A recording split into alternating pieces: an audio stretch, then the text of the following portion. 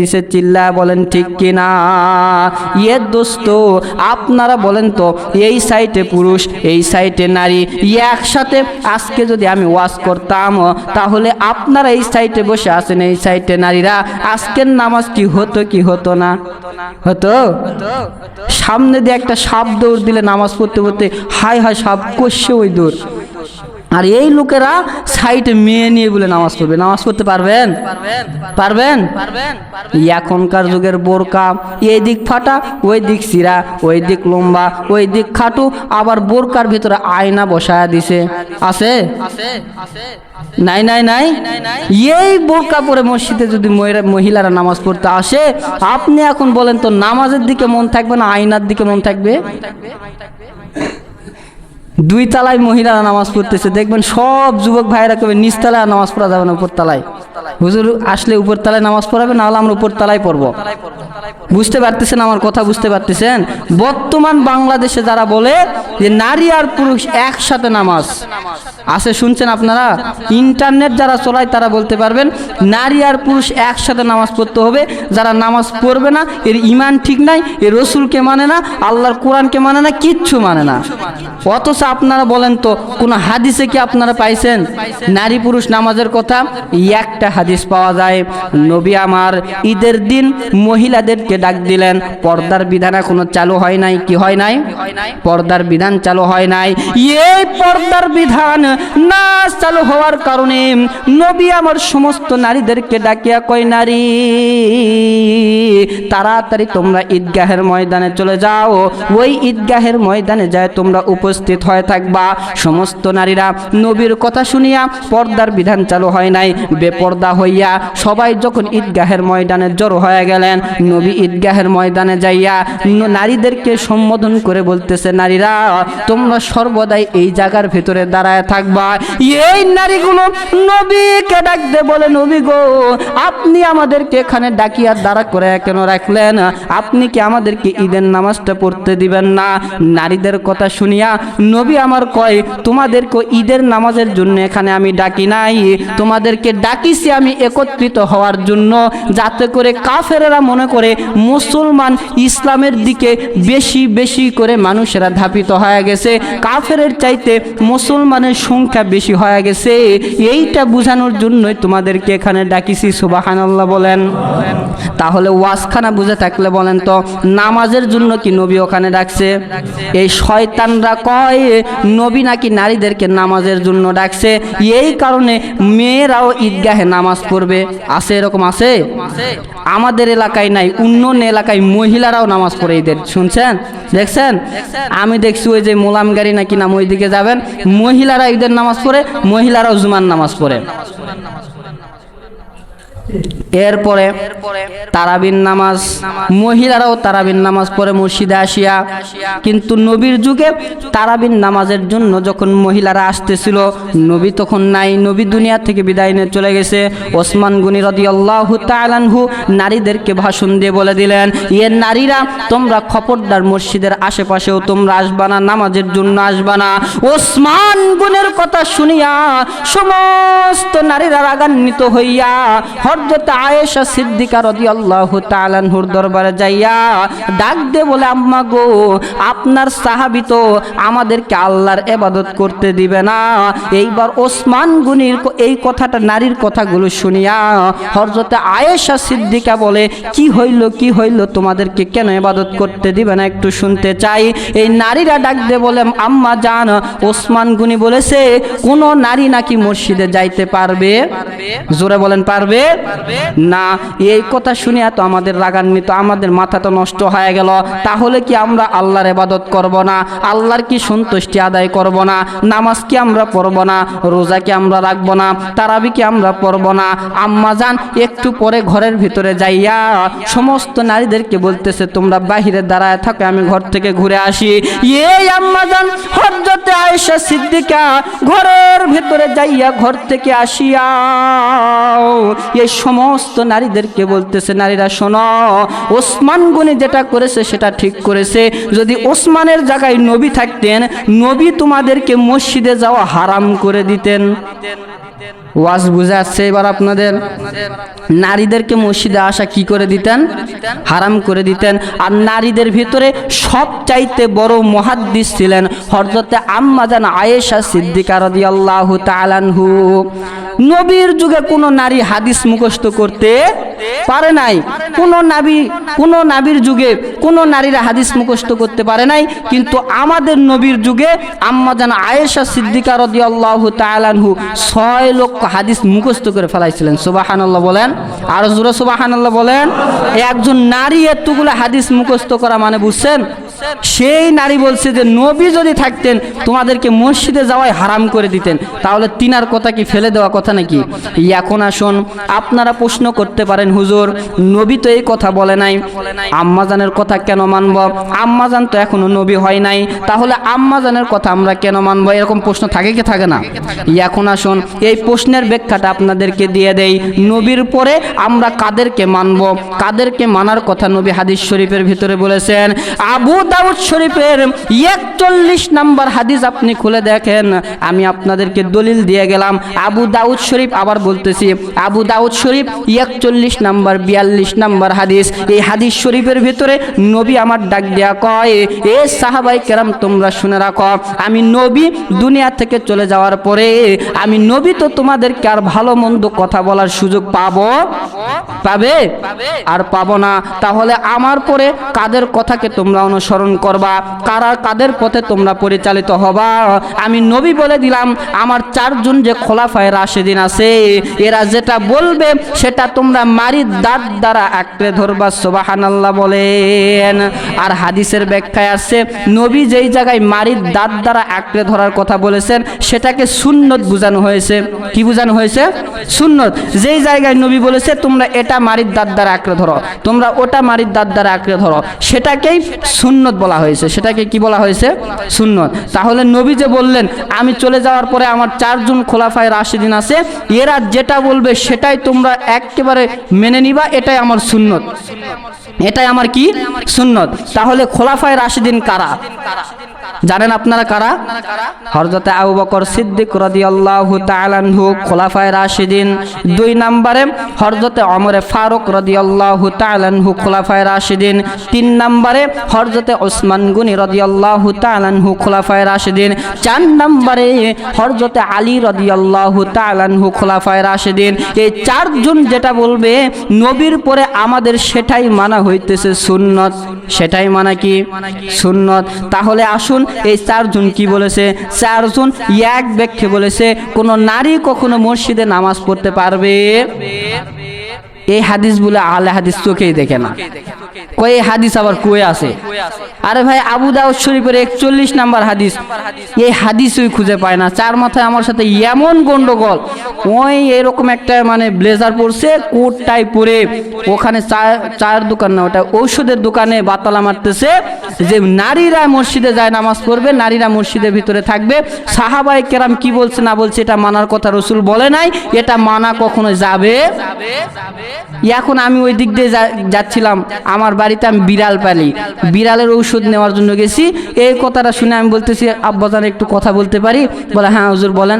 আমি বলতে চাচ্ছিলাম যে খোলাফায়ে রাশিদিন যে 4 জন আছে, এরাই তো, এদের কথা তো আল্লাহ তাআলা আল্লাহ রাসূল হাদিসে বলে গেছে যে 4 জন যেটা বলবে তোমরা সেটাই মানবা।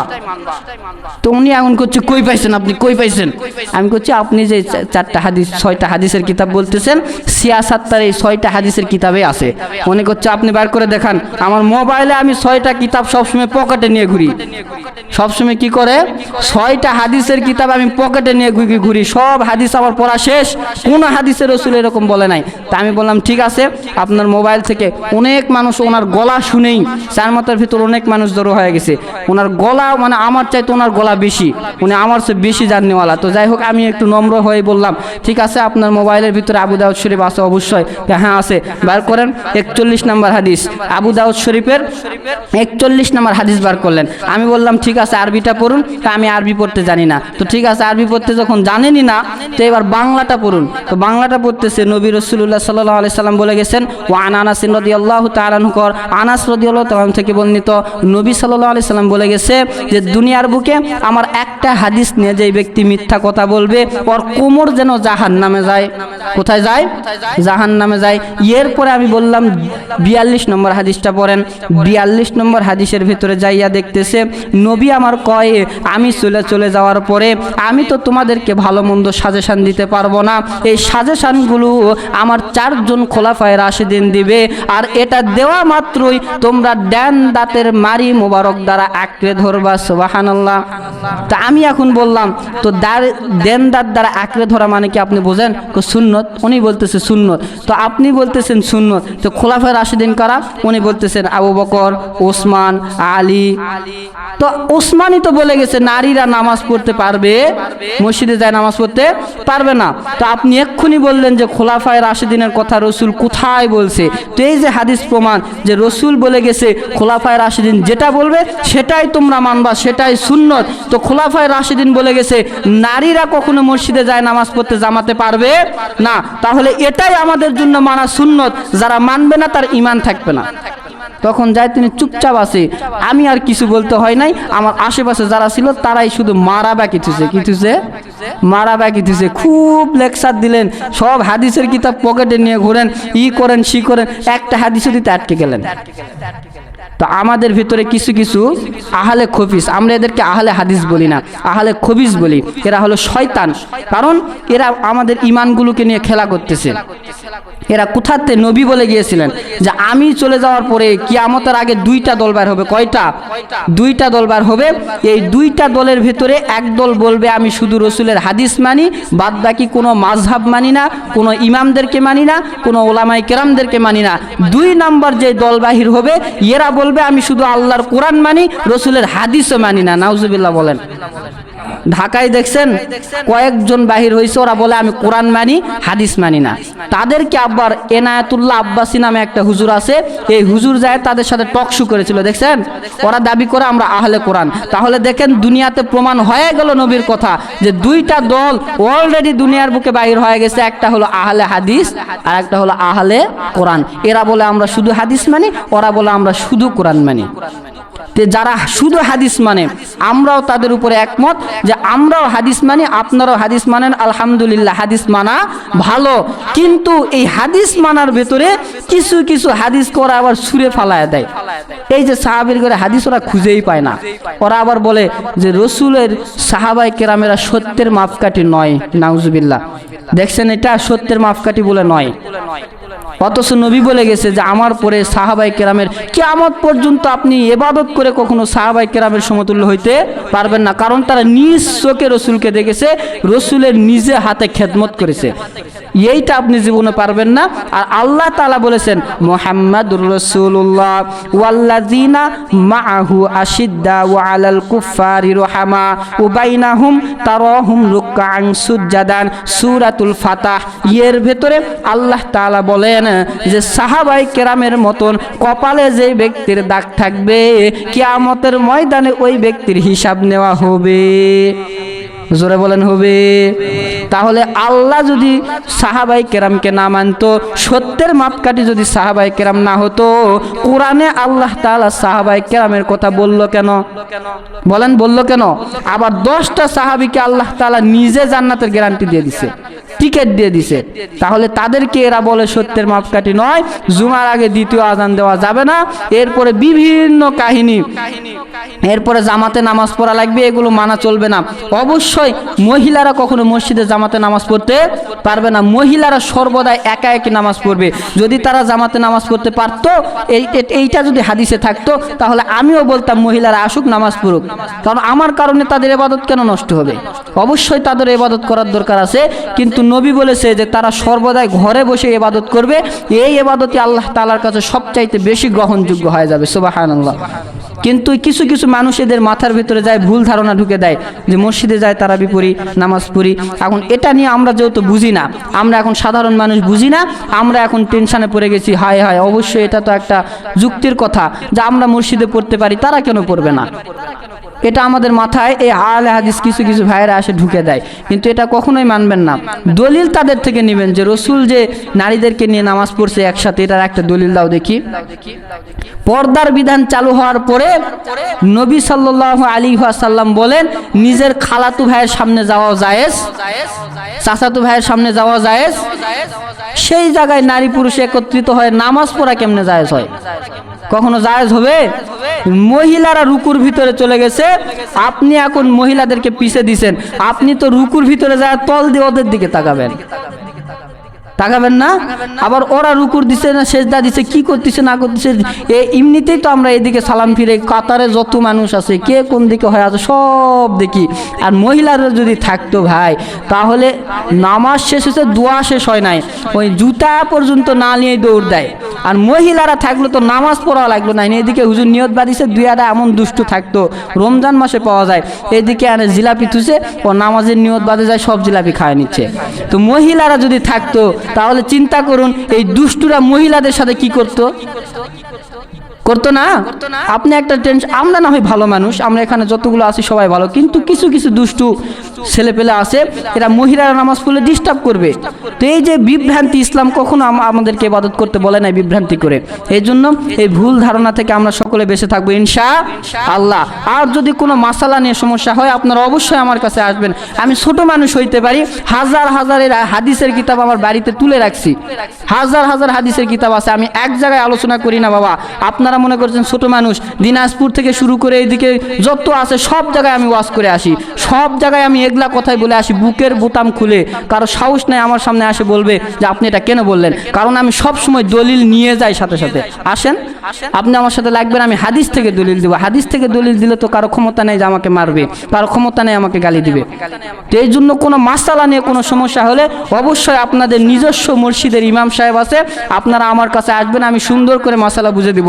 যদি সঠিক মাসালা হয় অবশ্যই আমি বলবো আপনারা আমল করুন, আর যদি ভুল মাসালা হয় অবশ্যই আমি বলবো আপনারা আমল করবেন না।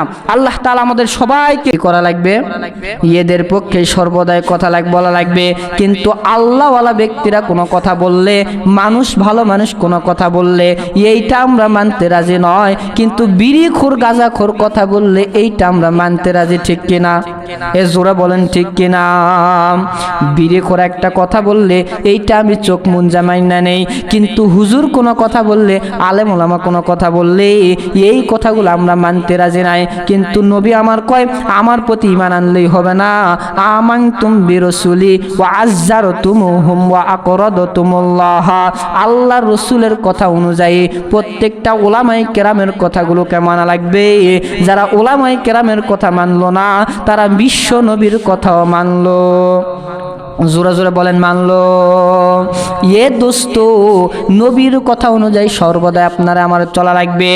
এরপরে নবী আমার ডাক দেয়া কয় এই আমলটা করার পরে তারপরে 5 নাম্বার যেটা আমল, 5 নাম্বার আমল হচ্ছে তুমি সর্বদাই আল্লাহ তাআলার প্রতি ঈমান আনার পরে 5 নাম্বার আমল করতে হবে, আল্লাহর সকল হুকুম আহকামগুলোকে মানতে হবে। জোরে বলেন কি হবে? মানতে হবে। এখন ওয়াজখানা বুঝে থাকলে বলেন তো, আল্লাহ তাআলা আপনাকে আমাকে দুনিয়ার বুকে পাঠাইয়া নারী আর পুরুষদেরকে একত্রিত হইয়া কোনো কাজ করার কথা কি আল্লাহ কোরআনে বলেছে? এ জোরে বলেন, কোরআনে বলেছে। আল্লাহ তাআলা সর্বদাই নারীদের সম্পর্কে কোরআনুল কারীমের মধ্যে বলেন ওয়াকরনা ফি বুয়ুতিকুন্না ওয়ালা তাবাররুজনা তাবাররুজাল জাহিলিয়াতিল উলা। ও নারীরা তোমরা শুনে রাখো, সর্বদাই পর্দার অবস্থায় থাকবা, খবরদার জাহিলিয়াতের যুগের নারীদের মতন বেপর্দা হয়ে রাস্তাঘাটে চলাফেরা করবা। জোরে বলেন করবে। আচ্ছা বলেন তো বাবা, যে কথাটা কার? এ কথা কি আমার? এই কথাটা কে বলেছেন? আল্লাহ তাআলা কোরআনুল কারীমের ভেতরে বলেছেন, খবরদার খবরদার নারীরা, তোমরা কখনো উলঙ্গপনা হইয়া বেপর্দা হইয়া রাস্তাঘাটে তোমরা বাহির হইবা না। এখন বাংলাদেশের ভেতরে কিছু কিছু মানুষ বাহির হইছে আপনার আমার ইমানগুলোকে ধ্বংস করার জন্য, আপনার আমার ইমানগুলোকে নষ্ট করে দেওয়ার জন্য। এরাই ভুয়া ভুয়া ফতুয়া দিয়া আপনার আমার দিমাগটাকে নষ্ট করে